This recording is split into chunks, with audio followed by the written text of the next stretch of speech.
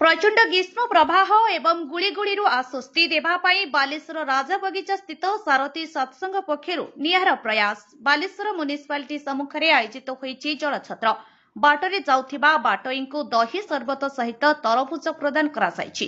एही संघर मुख्य उद्देश्य रहिछि गरीबों को देख गोविंद को देख। एही संघर सदस्य माने कहिछन्ति जे सुस्थ समाज गठन करबा तांकर लक्ष्य। एही कार्यक्रम मास सारा चलिबो बोली सूचना रहिछि। गरीब को देख गोविंद को देख नीति को पाथे करी समस्त लोकों को साहाय्य करबा संगठनर प्रयास बोली कहिथिले। सकाळ 9टारू एही जलछत्र आरंभ होई दिन 3टा पर्यंत चलिथिला। प्रत्येक जनगहली स्थान रे एमिति जलछत्र कराजिबो बोली अनुष्ठानर कर्मकर्ता कहिथिले।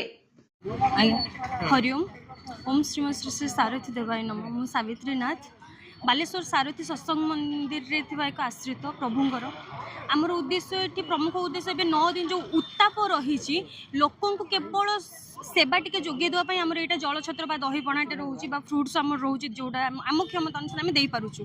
आम प्रभुंकर बाणी थिला सेवा साधना सत्संग तो से उद्देश्य सेवा नहीं कि आम चलीचु यहाँ भ्राम्यमाण हिसाब से आम करने आरंभ करूँ। आज स्टार्टिंग डे रहा या आम विभिन्न जगह करने आमर चेष्टा रमती पब्लिसिटी जो बेसी होते खरार रखापी आम जस्ट ठंडा पानी व्यवस्था कि फल दे पारू प्रभुंकर जो बाणी अनुसार। श्री कार्तिक चंद्र बारिक बड़किया बालेश्वर आज कार्यक्रम चली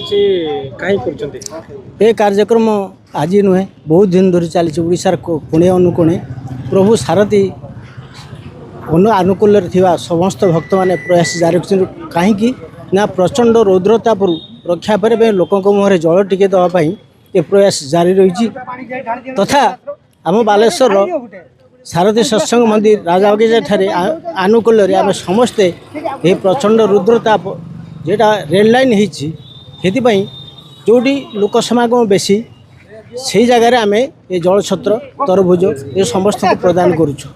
लक्ष्य ना आर्त समस्त को जल जल ही जीवन जल देले समस्त जीवन रछड़ा अन्न उपाय अन्न प्रकार साहय कर प्रभु सारथी सत्संग सारथी भक्त मैंने कर घर पड़ा कार पॉलिथिन दरकार पड़ा बात्या बन्या सबूर तेणु आम समस्ते प्रयास करुचु जे ए प्रयास सत्य साधना आ सत्संग माध्यम आम समस्ते समाज आनुकूल्य उपकार करवा सबु जनता सेवा करवा या आमर परम धर्म।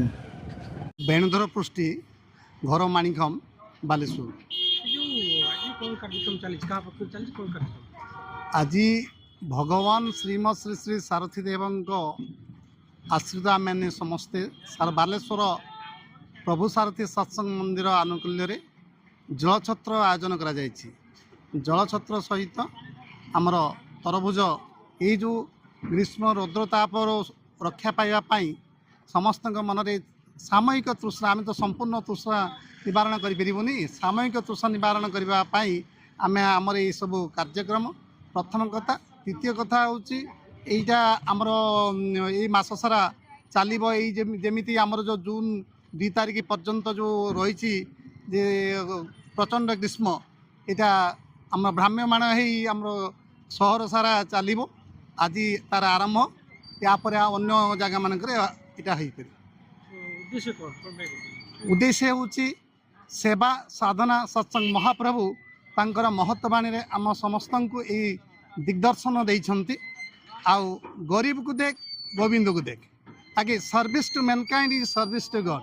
आम गरीब को जदि आम सेवा करिपरिबा आम भगवान को पाइबा यहाँ मो महाप्रभु शिक्षा देइछन्ति।